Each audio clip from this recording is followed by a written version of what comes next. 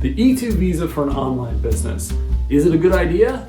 My name is Ben Freer, and that is the question I'm going to answer in this video.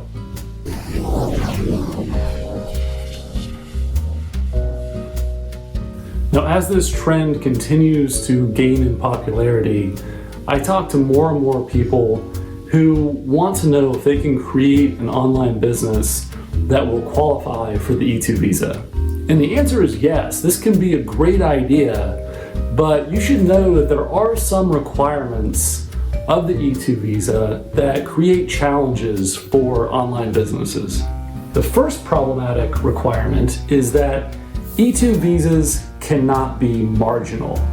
And a marginal business is one that is designed to only support yourself and your family. So if your goal is to build an online business that doesn't require any support from anyone else, then it's time to rethink your plan if you want to qualify for the E2 visa.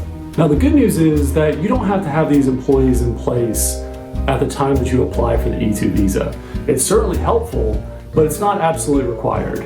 However, after you launch, you should be prepared to hire staff and contractors to help advance your business. If you don't do that, you'll likely be denied when it comes time for an extension or renewal of your E2 status.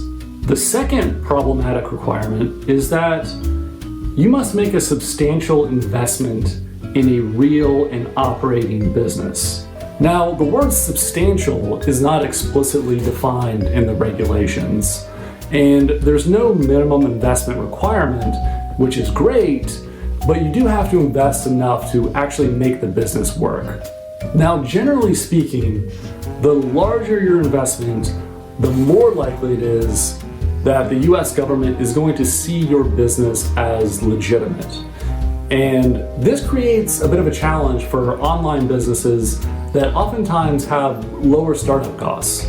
For example, an online consulting business can oftentimes be started for as little as $5,000. Now, what do you think is going to happen if you pitch this idea of your online consulting business to the US government, the one that has the $5,000 investment? You go to the US government, you make this application, you essentially say, hey, US government, I have a laptop, I have some software, I have a phone, I have a positive attitude, and I'm going to make this business work.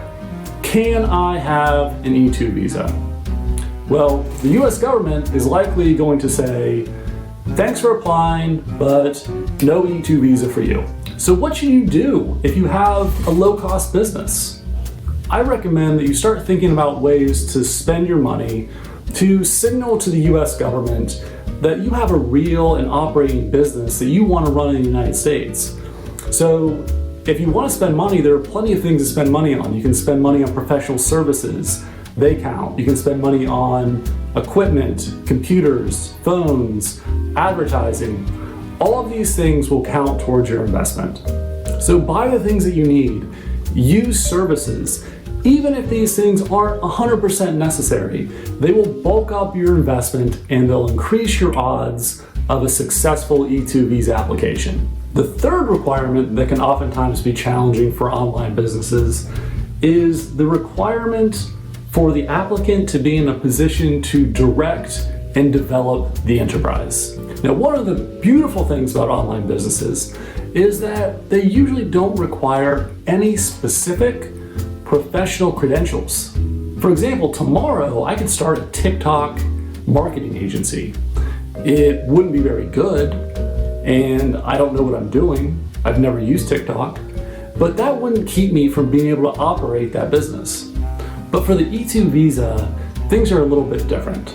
If you don't have any experience doing the thing that you want to do in the United States, your application could be denied on the basis that you don't have the ability to direct and develop that sort of enterprise. So to reduce the risk of denial, I recommend that you either invest in training or select a business that is somewhat tied to your background. So for example, let's say you're an experienced social media marketer in Canada, you would have a better chance of getting an E2 visa to run a social media marketing agency as opposed to trying to get an E2 visa to run a business that sells pet clothing online. So there you have it. You can successfully apply for the E2 visa for a purely online business. It's oftentimes a great idea.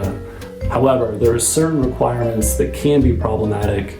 Just keep those in mind as you consider whether or not you want to go down this road. So I hope that was helpful. If you enjoyed this video, please like it or share it with someone who would appreciate it. Thank you for your time.